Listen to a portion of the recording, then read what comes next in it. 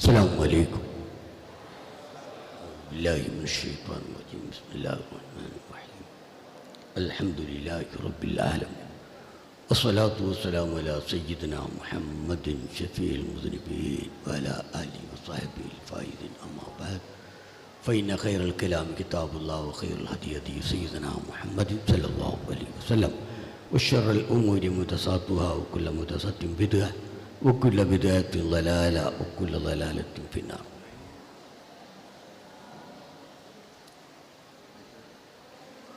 بسم الله الرحمن الرحيم. يا أيها الذين آمنوا اتقوا الله وكونوا مع الصادقين. ഏറ്റവും ബഹുമാനമുള്ള അധ്യക്ഷൻ അവറുകളെ, മഹാന്മാരായ പണ്ഡിതന്മാരെ, മഹത്തായ ജമിയത്തുൽ മുദരിസീൻ നേതാക്കളെ, സ്നേഹിതന്മാരെ, സുദീർഘമായ പ്രസംഗം ഞാനും നടത്തുന്നില്ല. ഉച്ചയ്ക്ക് ശേഷമുള്ള പരിപാടി എന്നാണ് ഞാൻ ആദ്യം എൻ്റേതിനെ പറ്റി മനസ്സിലാക്കിയത്. പിന്നെ പെട്ടെന്ന് രാവിലെ വിളി വന്നപ്പോൾ ഞാൻ ഇപ്പോഴെത്തിയെന്ന് മാത്രം. നമ്മുടെ ബഹുമാനപ്പെട്ട പ്രസിഡന്റ് അവറുകൾ പറഞ്ഞതും MT ഉസ്താദ് അവറുകൾ പറഞ്ഞതുമെല്ലാം നാം ഉൾക്കൊള്ളുക, അത് പ്രകാരം പ്രവർത്തിക്കുക എന്നാണ് എനിക്ക് എന്നോടും നിങ്ങളോടും പ്രത്യേകമായി പറയാനുള്ളത്.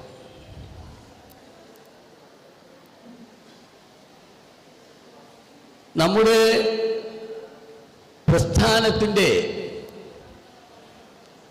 ആദർശപരമായ നാമം അഹ്ലുസുന്നത്തി വൽ ജമാഅ എന്നാണ്.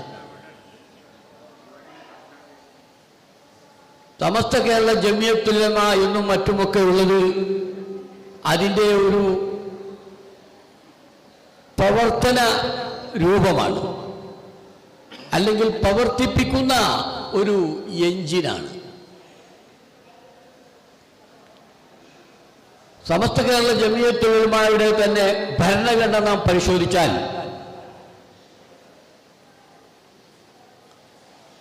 അതിൻ്റെ ഏറ്റവും തുടക്കത്തിൽ തന്നെ ഉദ്ദേശ ലക്ഷ്യങ്ങൾ എന്ന ഭാഗത്ത് നമുക്ക് കാണാവുന്നത് ഇസ്ലാമിൻ്റെ വിശ്വാസങ്ങളും ആചാരങ്ങളും നബി സല്ലല്ലാഹു അലൈഹി വസല്ലമ തങ്ങളും സഹാബാക്കളും തുടർന്നുള്ളവരും എങ്ങനെ നിർവഹിച്ചോ, അവരെങ്ങനെ വിശ്വസിച്ചോ, അവരെങ്ങനെ പ്രവർത്തിച്ചോ, അതുപോലെ വിശ്വസിക്കുക, പ്രവർത്തിക്കുക. ഖുർആൻ അവർ എങ്ങനെ വിവരിച്ചോ, എങ്ങനെ വിശദീകരിച്ചോ, അതുപോലെ ഉൾക്കൊള്ളുക എന്നാണ് ഉദ്ദേശ ലക്ഷ്യങ്ങളിൽ ഏറ്റവും പ്രാധാന്യത്തോടു കൂടെ ആദ്യമായി പറഞ്ഞിട്ടുള്ളത്.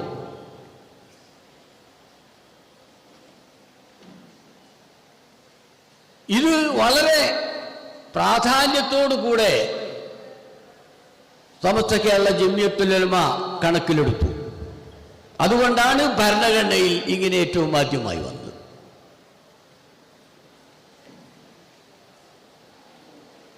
സമസ്തന്റെ മുൻഗാമികളായ മഹാന്മാരായ പണ്ഡിതന്മാർ, അക്കാലത്തെ കേരളത്തിലെ ഏറ്റവും ഉന്നതന്മാരായ നേതാക്കൾ, പണ്ഡിതന്മാർ അവരെഴുതി വെച്ചതാണിത്.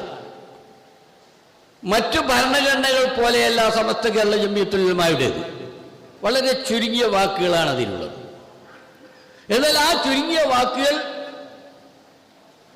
അതിൻ്റെതായ അർത്ഥങ്ങൾ, അതിൻ്റെ വ്യാപ്തി വളരെ വളരെ വലുതാണ്. ചില ഭരണഘടനകളൊക്കെ നാം നോക്കുമ്പോൾ വളരെ വിശദമായിട്ടുണ്ടായിരിക്കും. എന്നാലും ഒരു പ്രശ്നം വന്നാൽ ആ പ്രശ്നത്തിന് അതിൽ പരിഹാരമുണ്ടാകില്ല. നാം അനുഭവിച്ചത് പലതും അങ്ങനെയാണ്. എന്നാൽ സമസ്തയുടെ ഭരണഘടന അന്ന് പൂർവികരായ നേതാക്കൾ 1934 എഴുതി രജിസ്റ്റർ ചെയ്തത്. ഏതാണ് അതിൻ്റെ മുമ്പ് എഴുതിയിട്ടുണ്ട്, പക്ഷേ അത് അവർ പഠിക്കുകയായിരുന്നു, അവർ വിലയിരുത്തുകയായിരുന്നു. അങ്ങനെ 34 അത് രജിസ്റ്റർ ചെയ്യുന്നത്. എത്ര മുമ്പ്? നമുക്ക് സ്വാതന്ത്ര്യം ലഭിക്കുന്നതിന് മുമ്പ്. കോഴിക്കോട് രജിസ്റ്റർ ചെയ്തപ്പോൾ ഒന്നാമത്തെ രജിസ്ട്രേഷനാണത്. കോഴിക്കോട് രജിസ്ട്രേഷൻ ഓഫീസിന്റെ കീഴിലുള്ള ഒന്നാമത്തെ രജിസ്ട്രേഷനാണത്. അതിൻ്റെ മുമ്പ് പേരിന് ഇവിടെ പലരും പ്രവർത്തിച്ചിട്ടുണ്ട് ഉണ്ടാവും.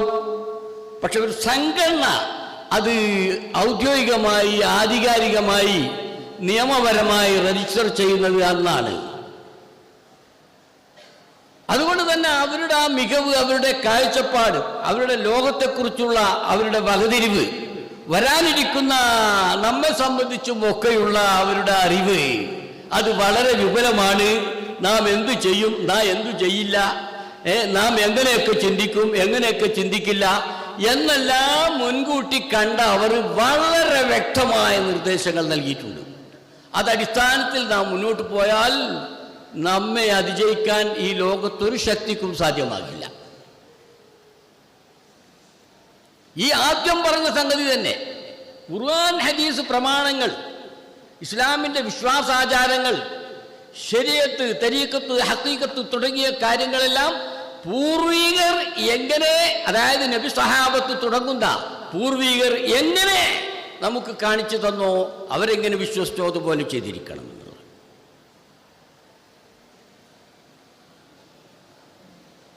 ആമിനു കമാ ആമനന്നാസ്.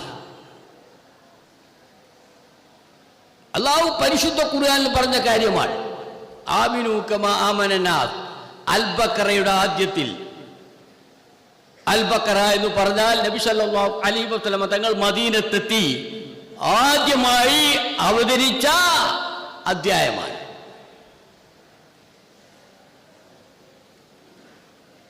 അതിൻ്റെ ആദ്യത്തിൽ തന്നെ തുടക്കത്തിൽ തന്നെയാണ് പറയുന്നത് ആമിനു കമാ ആമനന്നാസ്. വിശ്വാസം എങ്ങനെയായിരിക്കണം? വിശ്വാസം അതിൽ ഒന്നും നമുക്കുണ്ടാക്കി തീർക്കാൻ പറ്റില്ല. വിശ്വാസത്തിൽ ബുദ്ധിപരമായ ഒന്നും നാം ചേർക്കാൻ പാടില്ല. നമ്മുടെ ബുദ്ധി ഒരു വിഷയത്തിലും അവസാനത്തെ തീരുമാനമല്ല. ബുദ്ധി എന്ന് പറയുന്നത് എല്ലാവരെ സംബന്ധിച്ചും വ്യത്യസ്തമായിരിക്കും.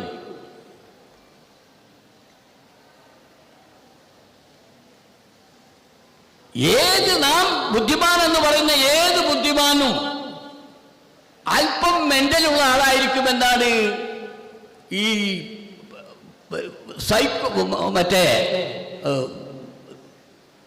ഈ മനുഷ്യന്റെ മാനസികാവസ്ഥ കൈകാര്യം ചെയ്യുന്ന ഡോക്ടർമാർ പറയുന്നത്.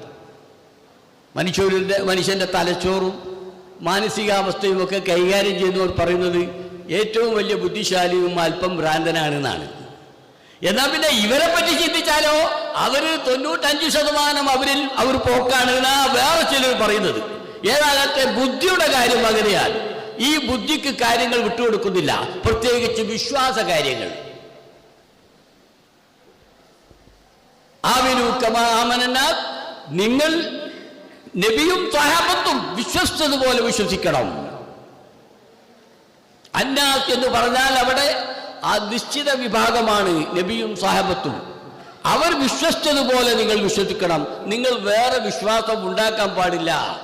നിങ്ങൾക്ക് അത് ബോധ്യമായി തോന്നിയാലും ഇല്ലെങ്കിലും വേറെ വിശ്വാസം ദീനിന്റെ പേരിൽ ഉണ്ടാകാൻ പാടില്ല. ഭൗതിക കാര്യങ്ങളെ സംബന്ധിച്ചൊക്കെ വിശ്വാസങ്ങൾ ഉണ്ടായിരിക്കാം, വിചാരമുണ്ടായിരിക്കാം, കാഴ്ചപ്പാടുണ്ടായിരിക്കാം.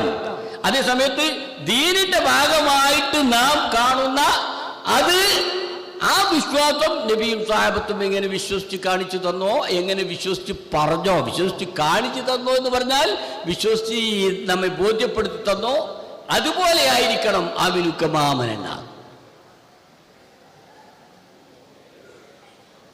പിന്നെ ഇത് സംബന്ധിച്ച് അതിൻ്റെ ചില ഉദാഹരണങ്ങൾ പറയുന്നുണ്ട്.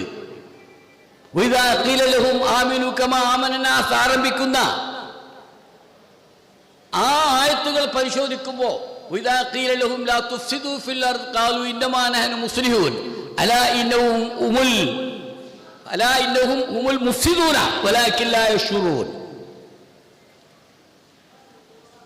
ഭൂമിയിൽ നിങ്ങൾ വിശ്വാസത്തിന്റെ പേരിൽ കുഴപ്പമുണ്ടാക്കരുത്, വിശ്വാസം വികലമാക്കാൻ ശ്രമിക്കരുത്, നിങ്ങൾ മുഫ്സിദീങ്ങളാകരുത്, കുഴപ്പക്കാരാകരുത് എന്ന് പറയുമ്പോൾ ഞങ്ങൾ മുസ്ലിഹീങ്ങളാണ്, ഞങ്ങൾ ഇസ്ലാഹിന്റെ പ്രവർത്തനമാണ് നടത്തുന്നത് എന്നവർ പറയൂ.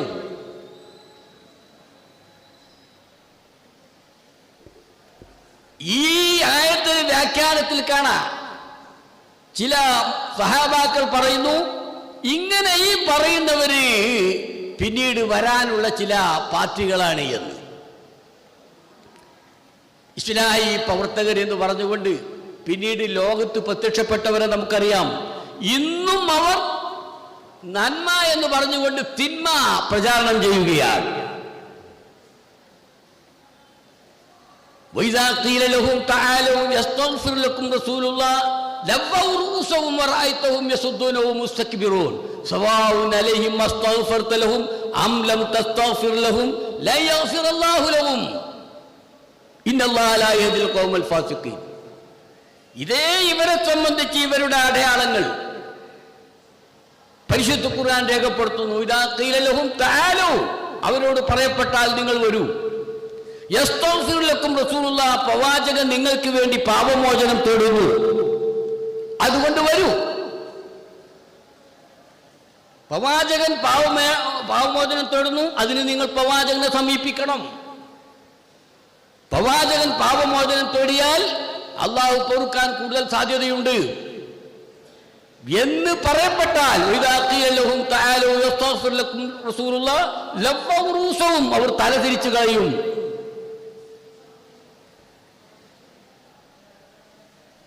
എന്തിന്? ഞങ്ങൾക്ക് അതിന്റെ ആവശ്യമില്ല, ഞങ്ങൾ നേരിട്ട് പടച്ചവനോട് പറഞ്ഞോളാം. ഈ പറയുന്നവർ തന്നെയല്ലേ ഇവിടെ മുസ്ലിങ്ങൾ എന്ന് പറയുന്ന മുഫ്സിദീങ്ങൾ.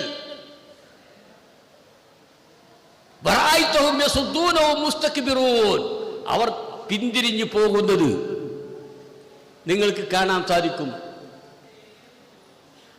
അവരതിനെ എതിർത്തുകൊണ്ട് പോകുന്നു. ഇങ്ങനെയുള്ള അടയാളങ്ങൾ സുന്നത്ത് ജമാഅത്തിന്റെ എതിരിൽ നിൽക്കുന്നവരെ സംബന്ധിച്ചിടത്തോളം ഖുർആൻ വളരെ വ്യക്തമായി നമ്മെ പഠിപ്പിച്ചതാണ്.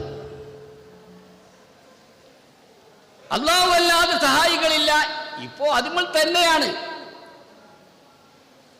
അത് വിടുന്നില്ല. തൗഹീദ് എന്ന് പറഞ്ഞുകൊണ്ട് അതിന്റെ പിന്നാലെ കൂടിയിരിക്കുകയാണ്. മറ്റെല്ലാവരും കാഫിരീകൾ, മുശ്രിക്കീങ്ങൾ. അല്ലാഹു അല്ലാതെ സഹായിക്കാൻ ആരുമില്ല, അല്ലാഹു അല്ലാതെ സഹായികളില്ല. എന്നാൽ അല്ലാഹനെ തന്നെ സഹായിക്കുന്നവരുണ്ട് എന്ന് അല്ലാഹു ഖുർആനിൽ പറയുന്നുണ്ട്. അതോ യാ അയ്യുഹല്ലദീന ആമനൂ കൂനൂ അൻസാറല്ലാഹ് കമാ ഖാല ഈസ ഇബ്നു മറിയം.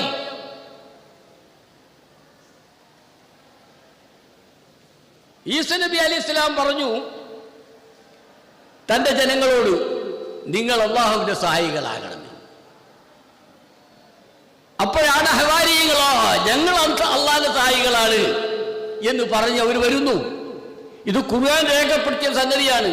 കൂനു അൻസാറല്ല, നിങ്ങൾ അല്ലാഹുവിന്റെ സഹായികളാണെന്ന് ഈസാ നബി പറഞ്ഞപ്പോൾ അവരത് സമ്മതിച്ചു. അവരങ്ങനെ അല്ലാഹുവിന്റെ സഹായികളായി മുന്നോട്ട് വന്നു. അതുപോലെ നിങ്ങളാകണം എന്നാണ് പരിശുദ്ധ ഖുർആൻ പറയുന്നത്.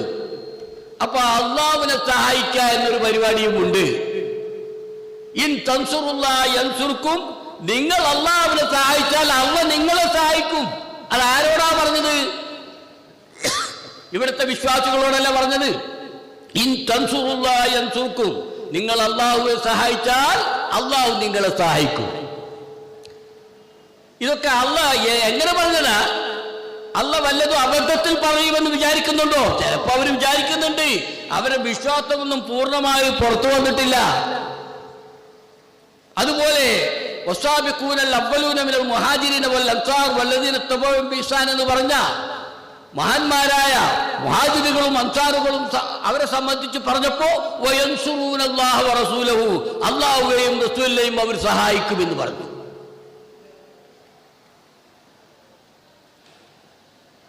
അപ്പൊ അത് സഹായമാണ്, അത് ഇസ്തിഗാസയല്ല എന്ന് പറഞ്ഞിട്ടുള്ള ഒരു തിരുപ്പം പരിപാടി. അത് സഹായമാണ്, ഈ ഇസ്തിഗാസയല്ല. അവിടെ ഔലിയാക്കളോടും അമ്പിയാക്കളോടും ചെയ്യുന്ന ഇസ്തിഗാസയാണ്. എന്താ ഇസ്തിഗാസ? മൂസാ നബി അലൈഹിസ്സലാമിന്റെ സംഭവത്തിൽ കാണാം.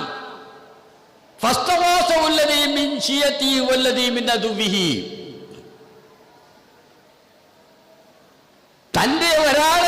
ഒരാൾ തന്റെ ശത്രുവിനെതിരിൽ മൂസാ നബി അലൈഹി ഇസ്ലാമോട് ഇസ്തിഗാസ ചെയ്തു. ഇത് ഖുർആൻ പറഞ്ഞ ഇസ്തിഗാസ ചെയ്തു. അതേ ആയത്തിന്റെ തൊട്ടടുത്ത് എന്ന് അതേ സഹായം ഇസ്തിഗാസ എന്ന് പറഞ്ഞ ഏത് സഹായത്തെ കുറിച്ച് തേടിയതിനെ കുറിച്ച് പറഞ്ഞോ അതിനെക്കുറിച്ചാണ് പറയുന്നത്. ഫൈദല്ലദി ഇസ്തൻസറഹു. അപ്പൊ ഇസ്തൻസറ, ഇസ്തിഗാസ, നസറ, ഗാസ ഇതെല്ലാം ഒരൊറ്റ ആശയമാണ് ഉൾക്കൊള്ളുന്നത്. പിന്നെ അത് സഹായമാണ്, ഇത് മറ്റേ കുന്തമാണ് എന്ന് പറയാൻ പറ്റുമോ? ഖുർആനെ സംബന്ധിച്ച് വല്ല വിവരവുമുണ്ടോ? ഒരു വിവരവുമില്ല. എന്താണ് ശിർക്ക്, എന്താണ് തൗഹീദ് എന്നറിഞ്ഞുകൂടാ. ജനങ്ങളെ കാഫറാക്കാൻ വേണ്ടി ഇറങ്ങി പുറപ്പെട്ടൊരു വിഭാഗം.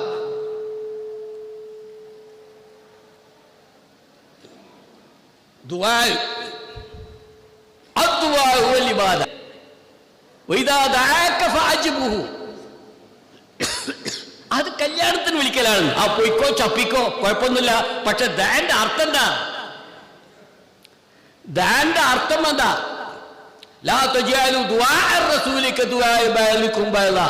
അല്ലാഹു പറഞ്ഞില്ലേ, സത്യവിശ്വാസികളെ, പ്രവാചകനെ നിങ്ങൾ വിളിക്കുന്നത് മറ്റുള്ളവരെ വിളിക്കുന്നത് പോലെയാകരുത്. പ്രവാചകനെ നിങ്ങൾ യാ റസൂലല്ലാഹ് എന്നൊക്കെ പറഞ്ഞേ വിളിക്കാവൂ. യാ മുഹമ്മദ് എന്ന് മറ്റുള്ളവരെ പേരെടുത്ത് പറഞ്ഞ് വിളിക്കുന്നത് പോലെ വിളിക്കരുത്. ഇനി മറ്റൊരർത്ഥം, റസൂൽ ഫായിലേക്കാണ് ഇലാഫത്താണെന്ന് വിചാരിക്കുക. അപ്പൊ റസൂലുള്ള നിങ്ങളെ വിളിക്കുന്നത് മറ്റുള്ളവർ നിങ്ങളെ വിളിക്കുന്നത് പോലെ ആകരുത്. റസൂലുള്ള വിളിച്ചാൽ നിങ്ങൾ നമസ്കാരത്തിലാണെങ്കിലും ഉത്തരം നൽകിയിരിക്കണം.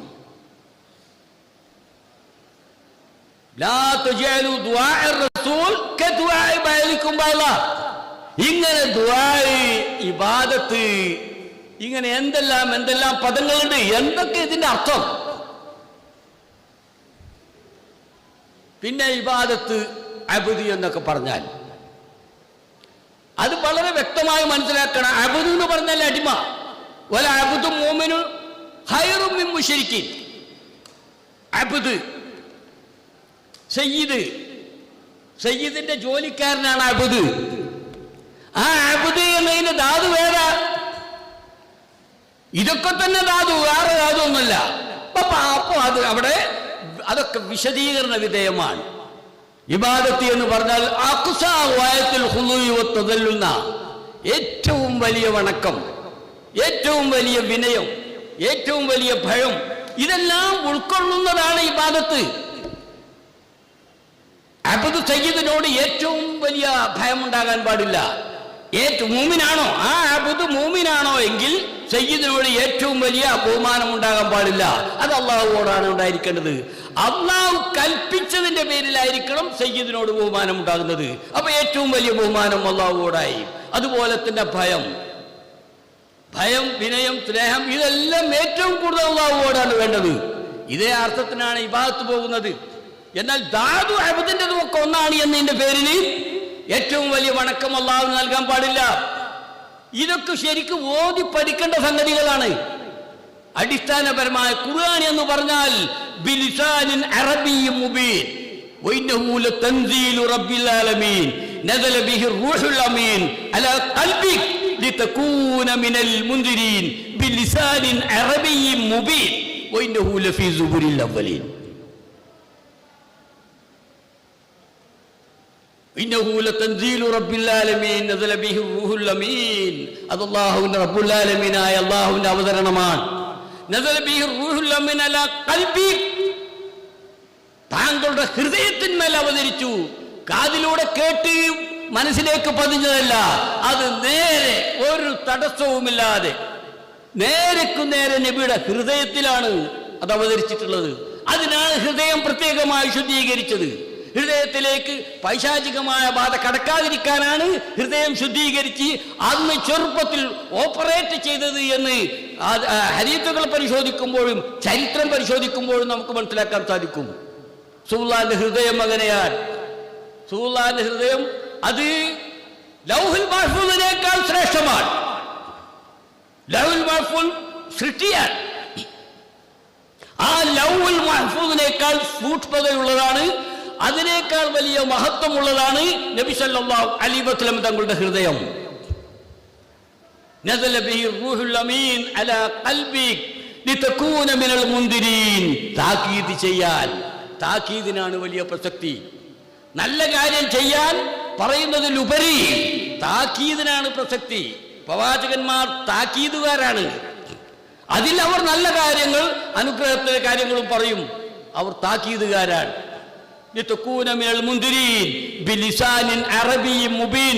വ്യക്തമായ നിയമങ്ങൾ വ്യക്തമാക്കുന്ന, അടിസ്ഥാനപരമായി ഭാഷ കൈകാര്യം ചെയ്തിട്ട് അതിൽ നിന്ന് തത്വങ്ങൾ മനസ്സിലാക്കാവുന്ന ആ ഭാഷ ബിലിസാനിൻ അറബിയ്യിൻ മുബീൻ.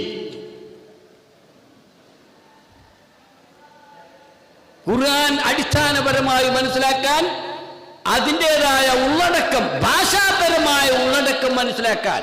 എന്നാൽ ഈ ഭാഷാപരമായ ഉള്ളടക്കം ഭാഷ പല വിധത്തിലും വ്യാഖ്യാനിക്കപ്പെട്ടു പോകും. ദറബ എന്നതിന് 40ഓളം അർത്ഥങ്ങളുണ്ട്. അടിച്ചു എന്നാ അടിച്ചിട്ടില്ല എന്നും അതിനർത്ഥമുണ്ട്. ഇങ്ങനെയൊക്കെയാണ് ഭാഷന്റെ കാര്യങ്ങൾ പോണത്. എന്നാൽ അത് നബി സല്ലല്ലാഹു അലൈഹി വസല്ലം തങ്ങൾ വിശദീകരിക്കുന്നു. നബിയുടെ ശേഷം സഹാബാക്കൾ വിശദീകരിക്കുന്നു. അല്ലാഹു തആല പരിശുദ്ധ ഖുർആനിൽ പറഞ്ഞില്ലേ, ഫൈദാ ഖറഅനാഹു ഫത്തബിഉ ഖുർആന. നബിയെ നാം ഓതിത്തന്നാൽ അതുപോലെ ഓതും. വേറെ അറബി ഭാഷയിലുള്ള വാചകങ്ങൾ വായിക്കുന്നത് പോലെ വായിക്കാൻ പാടില്ല.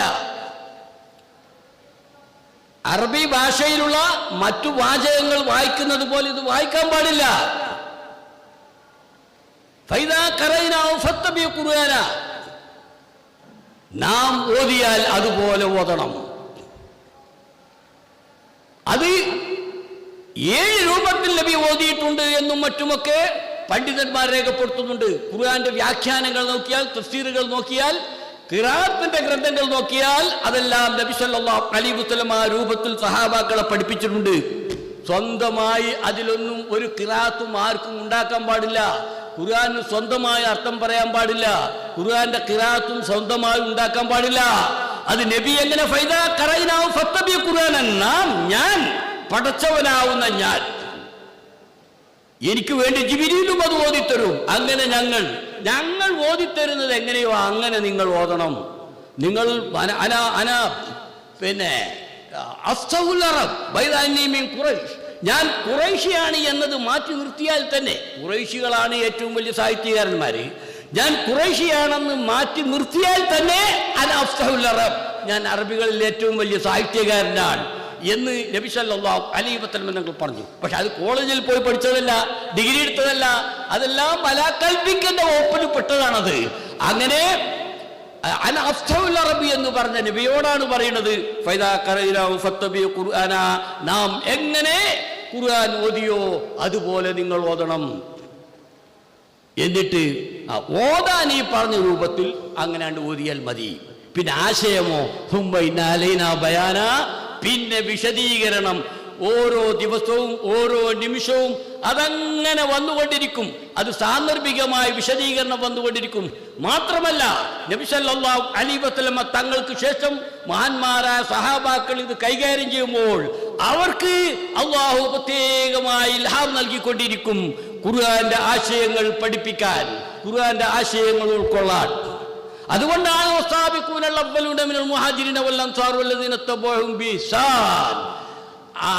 അവരെ പിന്തുടർന്നവര് എന്ന് പറഞ്ഞുകൊണ്ട് ഖുർആൻ വിശേഷിപ്പിച്ചത്. അന്ത്യനാൾ വരെ അവരെ പിന്തുടർന്നവര് എന്ന് പിന്നെയും കാണാം. അപ്പോ പരിശുദ്ധ ഖുർആൻ നബിക്ക് വിശദീകരിച്ചു കൊടുത്തു.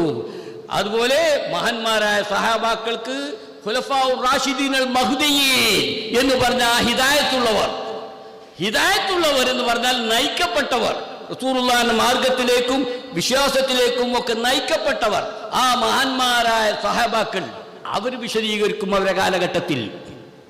അലി റളിയല്ലാഹു തആല അൻഹുവിനെ പോലുള്ളവർ നബിയുടെ കാലത്തില്ലാത്ത മസ്അലകൾ വന്നപ്പോൾ, സ്വത്താവകാശത്തിന്റെ കാര്യങ്ങളിലും മറ്റുമൊക്കെ പ്രശ്നങ്ങൾ വന്നപ്പോൾ, അതുപോലെ മറ്റേ ഈ ആണും പെണ്ണുമല്ലാത്ത വിഭാഗങ്ങളുണ്ടല്ലോ, അവരെല്ലാം പിൽക്കാലത്ത് കൂടുതലായി ആ സമയത്തൊക്കെ ഉള്ള വിധികൾ ഖുർആന്റെ അടിസ്ഥാനത്തിൽ, അത് ആർക്കും മനസ്സിലാക്കാൻ കഴിയാത്ത വിധത്തിൽ ഖുർആന്റെ അടിസ്ഥാനത്തിൽ അലി റളിയല്ലാഹു തആല അൻഹു വിധി പറഞ്ഞു. ഉമർ റളിയല്ലാഹുവിന്റെ കാലത്താണ്. ഉമർ റളിയല്ലാഹു പറഞ്ഞു, ലൗലാ അലി ലഹലക ഉമർ, ഈ അലി ഇല്ലായിരുന്നുവെങ്കിൽ ഉമർ പരാജയപ്പെട്ടിരുന്നു.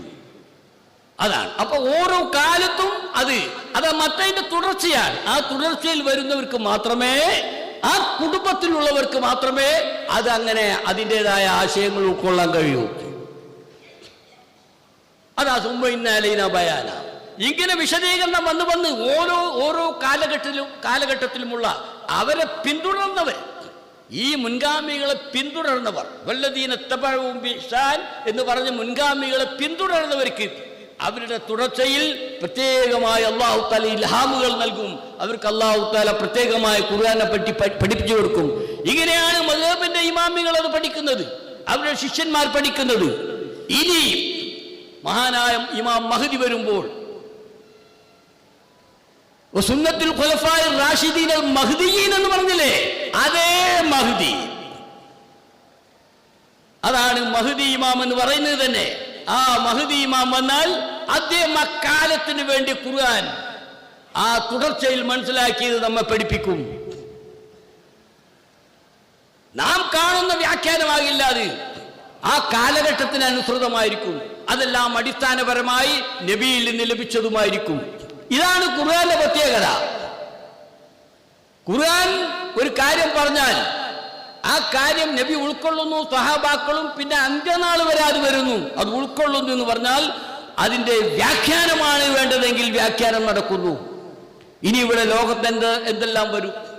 ഇപ്പോ ഒരു പ്രശ്നമുണ്ട്, മറ്റേ നിർമ്മിത ബുദ്ധി അംഗീകരിക്കാൻ പറ്റുമോ പറ്റില്ലേ?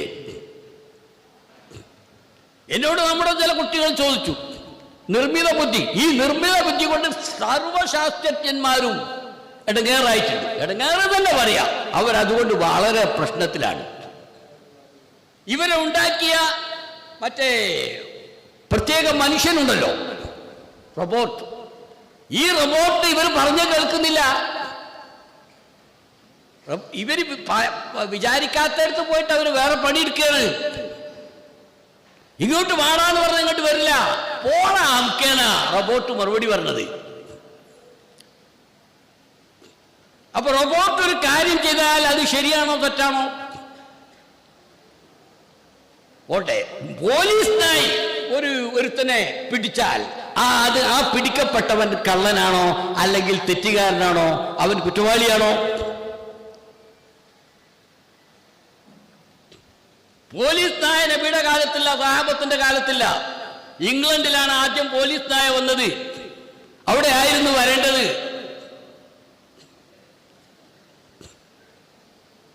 ഈ പോലീസ് നായ പിടിക്കുന്നത് നിയമപരമായി എങ്ങനെയാണ് അതിന്റെ അവസ്ഥ? എടാച്ചി പിടിച്ചത് ശരി തന്നെയാണ് നായനോട് ചോദിച്ചാൽ പറയും. അതിന്റെ അർത്ഥം എന്താ? വാലാട്ടിയാൽ അതിന്റെ അർത്ഥം എന്താണ്? അപ്പൊ ഇതൊക്കെ അവസാനത്തെ വാക്കാണോ? അതൊന്നും അവസാനത്തെ വാക്കല്ല.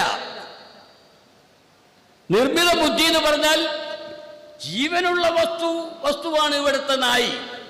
വളരെ കാലം പഠിപ്പിച്ച നായി എങ്ങനെയായാലും മനുഷ്യനേക്കാൾ ബുദ്ധിയുണ്ട് എന്നാണ് വിചാരിക്കപ്പെടുന്നത്. പക്ഷേ അതൊന്നുമായി നമ്മുടെ ഈ നിയമങ്ങളുമായി അവർക്ക് കൂട്ടിമുട്ടാൻ കഴിയില്ല. മറ്റേ ഹുദ്ഹുദ് വന്ന് ഇന്നീ വജത്തും റാത്തൻ തംലിക്കും എന്നൊക്കെ പറഞ്ഞല്ലോ. ഞാൻ ഒരു രാജ്ഞിയെ കണ്ട്, ആ രാജ്ഞി ജനങ്ങളെ ഭരിക്കുന്നു, നിങ്ങൾ കാണാത്തത് ഞാൻ കണ്ടു. എന്താ പറഞ്ഞത്? നിങ്ങൾ അറിയാത്ത കാര്യങ്ങൾ വിശദമായി ഞാൻ മനസ്സിലാക്കിയിട്ടുണ്ട്. ഇന്ന സംഗതികളെല്ലാം അവിടെ നടന്നുകൊണ്ടിരിക്കുന്നു എന്ന് പറഞ്ഞപ്പം ഈ മഹാനായ സുലൈമാൻ നബി അലൈഹി സ്വലാം പറഞ്ഞു, എന്തു പറഞ്ഞു? സനൻദുറു അസദഖത അം കുന്ത മിനൽ കാദിബീൻ. നീ പറഞ്ഞത് ശരിയാണോ അതല്ല നീ പറഞ്ഞത് തെറ്റാണോ എന്ന് നാം നോക്കുന്നു. ഇതുവരെ നീ പറഞ്ഞു ചെയ്തൊക്കെ ശരി തന്നെയാണ്. പക്ഷേ ഒരാൾ ആദ്യമായി പൊള്ളു പറയുന്നത് മുമ്പ് ശരി മാത്രം പറഞ്ഞത് കൊണ്ടാണോ? അല്ലെങ്കിൽ അല്ലേ, അതെല്ലാം വിഷയമാണ്. ഒരാൾ ആദ്യം പൊള്ളു പറയുമ്പോൾ ചിലപ്പോൾ അതിനു മുമ്പൊക്കെ ശരി പറഞ്ഞിട്ടുണ്ടാവും. പിന്നെ അയാൾ ആദ്യമായി പൊള്ളു പറയാണ് എന്നുള്ളത് നമ്മുടെ നിരീക്ഷണമാണ്. പറഞ്ഞിട്ടുണ്ടോ എന്ന് നമുക്കറിഞ്ഞുകൂടാ. ഏതായാലും അവിടുത്തെ ജീവികളിൽ താൻ പരിശോധനയ്ക്ക് അയക്കുന്ന രാജാക്കന്മാരുടെ രഹസ്യത്തിന് പറഞ്ഞയക്കുന്ന ആ ഹുദ്ഹുദിനെ തന്നെ പറഞ്ഞയച്ചത് പാൽക്കൻ പക്ഷികളൊക്കെ അവിടെ ഉണ്ട്. പക്ഷേ ഈ പാൽക്കൻ പക്ഷികൾ ചെന്ന് രാജ്ഞിയുടെ പരിസരം ശ്രദ്ധിക്കുമ്പോൾ രാജ്ഞി വിചാരിക്കും, ഇതാ ഏതോ രാജാവ് നമ്മെ പരിശോധിക്കാനായിട്ട് പക്ഷികളെ വിട്ടിരിക്കുന്നു. അന്ന് അങ്ങനെയാണ് പക്ഷികളെയാണ് അയച്ചിരുന്ന കാര്യമായിട്ട്. അന്ന് വിമാനമില്ലല്ലോ. ആ തൈറുന്നാ പിന്നെ തയ്യാറാൻ, അതിന്നാ പിന്നെ വിമാനമൊക്കെ വന്നത്. ഏതാകട്ടെ സനന്ദുറു നാം ശരിക്കും നോക്കുന്നു. സനന്ദുറു നാം ശരിക്കും നോക്കുന്നു. പെട്ടെന്ന് പറയല്ല. സനന്ദുറു അസദഖത അം കുന്ത മിനൽ കാദിബീൻ. നീ പറഞ്ഞത് ശരിയാണോ തെറ്റാണോ നാം പരിശോധിക്കുന്നു. ഇതാണ് ഏത് നിർമ്മിത ബുദ്ധിയാണെങ്കിലും ശരി. മനുഷ്യനാണ് നിയമത്തിന്റെ വകുപ്പ്. ആ നിയമത്തിന്റെ വകുപ്പ് ഉത്തരവാദപ്പെട്ട സാക്ഷികൾ മുഖേനയായിരിക്കണം. അതേ സമയത്ത് നമ്മുടെ പണ്ഡിതന്മാർ ചില കാര്യങ്ങൾ പറഞ്ഞിട്ടുണ്ട്. നിങ്ങളിൽ ഏതാണ്ട് പ്രായമുള്ളവർക്ക് മനസ്സിലാക്കാൻ സാധിച്ചിട്ടുണ്ടായിരിക്കും, മാസം ഉപകരണത്തിലൂടെ കണ്ടാൽ എന്താണ് വിധി? കണ്ണുകൊണ്ട് തന്നെ കാണണമോ? എന്നാൽ ഉപകരണം അതിനെതിരായാൽ ഈ കണ്ണുകൊണ്ട് കണ്ടത് എന്താണ് എന്നത് സംബന്ധിച്ച് വമ്പിച്ച ചർച്ചകൾ മുമ്പ് നടന്നിട്ടുണ്ട്. വമ്പിച്ച ചർച്ചകൾ. ഇതിലുള്ള ചെറുപ്പക്കാർക്ക് ചിലപ്പം അത് അറിയില്ല ആ സംഭവം. ഏതാണ്ട് പ്രായമായവർക്കൊക്കെ അറിയാം കണ്ണുകൊണ്ട് കണ്ടാൽ എന്ത്. അതേസമയത്ത് ഉപകരണം വെച്ചുകൊണ്ടാണ് കാണുന്നതെങ്കിൽ അത് അംഗീകരിക്കാമോ ഇല്ലേ? ഇത് മുസ്ലിം ലോകത്ത് മുമ്പ് ചർച്ചയായിരുന്നു, വളരെ മുമ്പ് ചർച്ചകളായിരുന്നു. പിന്നെ ആ ചർച്ചകളെല്ലാം വഴിമാറി പിന്നെ വേറെ ഓരോ രൂപത്തിലായി. അപ്പൊ തുഹഫൊക്കെ പരിശോധിച്ചാൽ കാണാം സാക്ഷികൾ തന്നെയാണ് അവസാനത്തെ വിധി എന്ന് എല്ലാവരും പറയും. സാക്ഷികൾ തന്നെയാണ് അവസാനത്തെ വിധി എന്ന് അവരെല്ലാവരും പറയുന്നു. വിദേഹത്തുകാരായ ചില ആളുകൾ കണക്കിന്റെ കാര്യം അംഗീകരിച്ചുകൊണ്ട് പറയാറുണ്ട്. അത് പണ്ട് നമ്മൾ മാസം കണ്ട് മറ്റോരെ കണക്കനുസരിച്ച് മറ്റോരെ കാണൂല എന്നും പറഞ്ഞു. 1980 അന്ന് ഞാൻ സുന്നി വോയിസിൽ എഡിറ്ററാണ്. അപ്പൊ നമ്മളെ ഭാഗത്ത് നമ്മളെ ആളുകൾ മാസം കണ്ട് കാലിയന്മാര് മാസം ഉറപ്പിച്ചു. മുജാഹിദീങ്ങൾ അതിന്റെ മുമ്പ് പ്രഖ്യാപിച്ചിരുന്നു, ഇന്ന് ഏതായാലും മാസം കാണൂല എന്ന് പറഞ്ഞ് അന്ന് കണ്ടതായി കാലിയന്മാർ ഉറപ്പിച്ചു. അപ്പൊ അവർ പറഞ്ഞത് കണ്ടത് കണ്ണിൽ തോന്നിയതാണ് എന്ന് പറഞ്ഞു. അപ്പൊ ഞാൻ ഒരു അടിക്കുറിപ്പ് കൊടുത്തു. അപ്പൊ നീ കണ്ടത് മൂക്കിൽ തോന്നുമ്പോഴായിരിക്കും നിങ്ങൾ നോമ്പ് നോൽക്കലല്ലേ എന്ന് പറഞ്ഞു. കണ്ടത് കണ്ണിൽ തോന്നിയതാണ്. ഏതാകട്ടെ എന്താണ് ഇത് സംബന്ധിച്ച് കണക്കുകൾ എത്ര കണ്ട് കണക്കുകളുമായി മുന്നോട്ട് പോകാം. അപ്പൊ ഇബ്നു ഹജർ തങ്ങളെ പോലുള്ളവരെല്ലാം കണക്ക് തന്നെയാണ് മാനദണ്ഡമാക്കല, കാഴ്ച തന്നെയാണ് മാനദണ്ഡമാക്കേണ്ടതാണ് എന്ന് പറഞ്ഞ് തീരുമാനിച്ച് ഉറപ്പിച്ച ശേഷം പറയുന്നു നാം ഇൻദല്ലൽ ഹിസാബുൽ ഖത്ഇ അലാ അദമി റുയ വകാനത് മുഖദ്ദിമാതുഹു ഖത്ഇയ വകാനൽ മുഖ്ബിറൂന ബിഹി അദദ തവാതുർ റുദ്ദത്തി ഷഹാദ.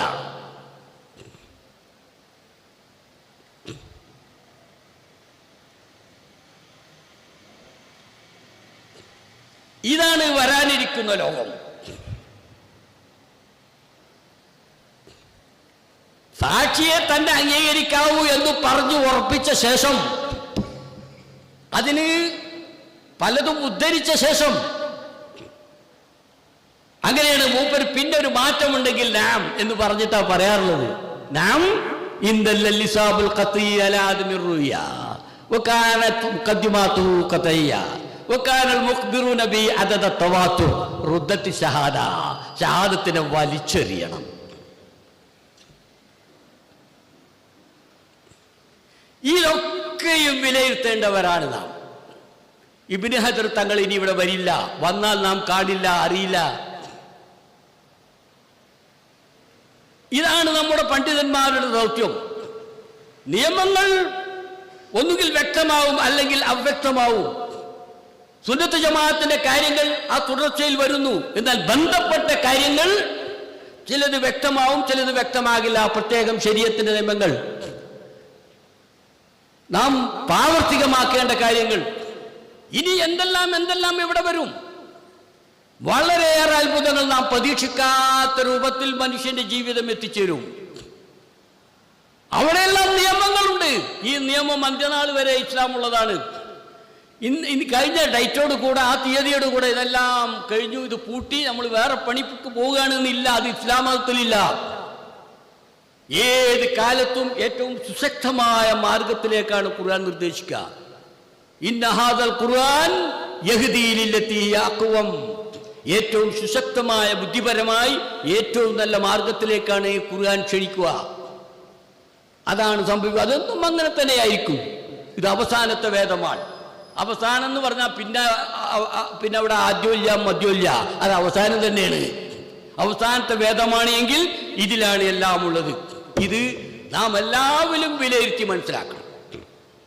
നാം ചിന്തിക്കണം, നാം പഠിക്കണം. കിതാബുകൾ നാം തുരുതുരാ നോക്കിക്കൊണ്ടിരിക്കണം.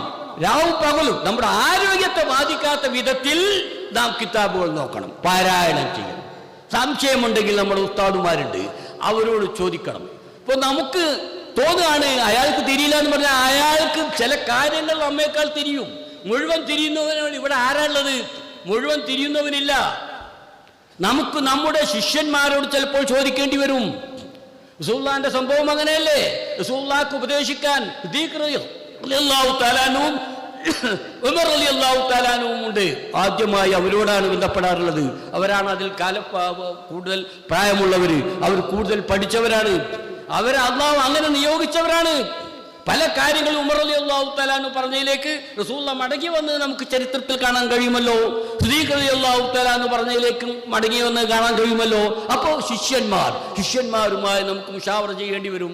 നമ്മുടെ ഉസ്താദുമാരുമായി. ഇനി അത് രണ്ടുമല്ലെങ്കിൽ നമ്മ രാജ്യത്ത് മനസ്സിലാക്കിയ സുന്നത്ത് ജമാഅത്തിന്റെ നേതാക്കൾ ആരായിരുന്നാലും പെടില്ല. സുന്നത്ത് ജമാഅത്തിന്റെ പണ്ഡിതന്മാർ ഇവിടെ ധാരാളമുണ്ട്.